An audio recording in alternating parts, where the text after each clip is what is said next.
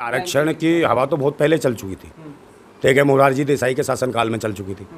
और दौरान जब मोरारजी देसाई से जब काका करके ऐसे कुछ थे, उनकी जब ये रिपोर्ट लाई ओबीसी को लेकर और एससी को लेकर सबको कि भाई इनके आरक्षण की बात हो, तो मोरारजी देसाई ने बड़े दिमाग से अपनी विचारधारा से, जैसे भाजपा और कांग्रेस की जो विचारधारा उसी मानसिकता के आदमी थे, उन्होंने उसे घुमाया कि नहीं ये बिल दोबारा बनेगा।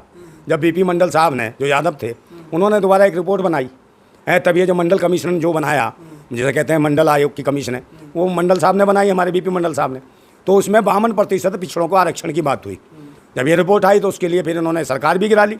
उसके बाद जो सारा सब पार्टियां एक हो गई हैं, जनसंघ एक हो गई, तुम्हारे ये सब जनता पार्टी एक थी और कांग्रेस एक हो गई।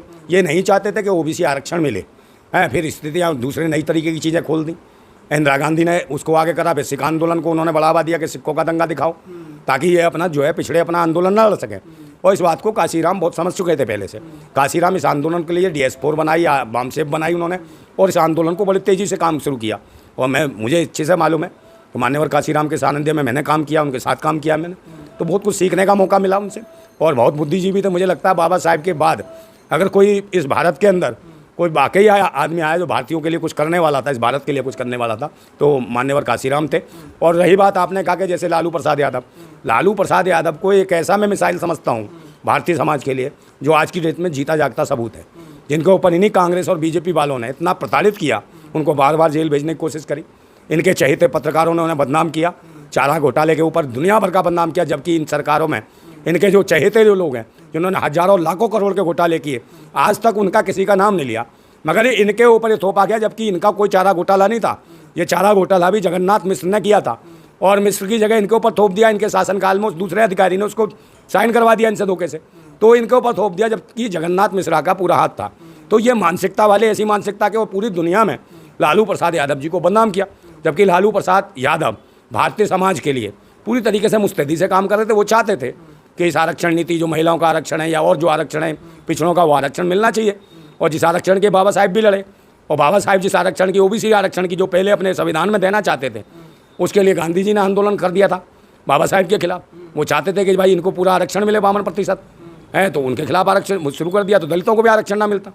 तो बाबा साहब जाके दलितों के लिए तो डट गए, मगर ओबीसी का आरक्षण महात्मा गांधी ने अनशन करके दे दिया कि भाई इसमें ओबीसी का नहीं होगा। जब अंग्रेजी हुकूमत से आंदोलन चल रहा था देश की आज़ादी को लेके, तो अंग्रेजी हुकूमत से गोल मेज जो वार्ता हुई थी बाबा साहब की, तो उन्होंने रखी थी कि भाई ये पिछड़ों को भी मिलना चाहिए, 85% लोगों को आरक्षण मिलना चाहिए भारत के अंदर।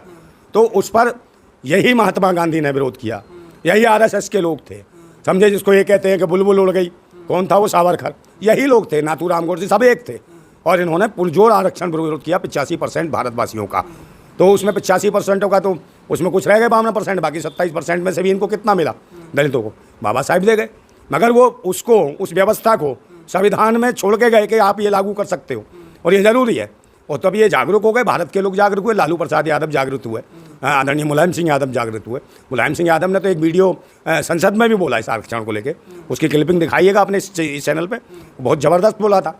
हमेशा लड़ते रहे, वो पिछड़ों के लिए लड़ते रहे हैं। तुम्हारे मुलायम सिंह यादव भी पिछड़ों, दलितों, अल्पसंख्यक, सभी समाज के लिए, वो भारत के सभी तबके के लिए लड़े, और विशेषकर दलितों के लिए, पिछड़ों के लिए, अल्पसंख्यकों के लिए उन्होंने बहुत लंबी लड़ाई लड़ी। और मुझे लगता है ऐसे ज़मीनी नेता भारत को दोबारा नहीं मिलेंगे जो नेताजी मुलायम सिंह यादव कर गए, कोई नहीं कर सकता। ये कुछ गिने चुने नेता थे, चाहे बाबा साहब हों, नेताजी मुलायम सिंह यादव हों, मान्यवर काशीराम हों, पेरियार हों, लल्लन सिंह यादव हों, समझे, या राम मनोहर लोहिया हों, बहुत सारे ऐसे नेता हैं जो भारत को मिलना बहुत मुश्किल है, चाहे जैसे लाल बहादुर शास्त्री हों, तो बहुत ही मुश्किल से ऐसे लोग पैदा होते हैं। मैं चाहता हूँ कि भाई इस पे, अपने चैनल पे आदरणीय मुलायम सिंह जी की जो क्लिपिंग है, वो जो संसद की अवश्य दिखाएं, चाहे 2 मिनट की दिखाएं, और उसको दिखाएं ताकि लोग जानें कि आदरणीय मुलायम सिंह ने कितनी अच्छी बात कही थी।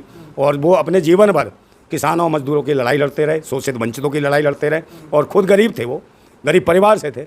उसके बाद उन्होंने संघर्ष करा और राजनीति के एक ऐसे मुकाम पे आए और लोगों को आगे बढ़ाया।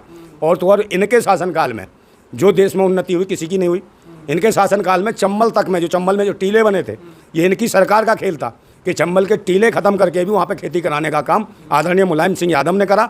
और जो बेचारे भूमिहीन किसान थे, उनको भूमि देने का काम आदरणीय मुलायम सिंह यादव ने करा। जो आज खेती कर रहे हैं चंबल में, वो टीले तोड़ के आज खेती, मतलब हज़ारों हेक्टेयर खेती बढ़ा दी नेताजी मुलायम सिंह यादव ने।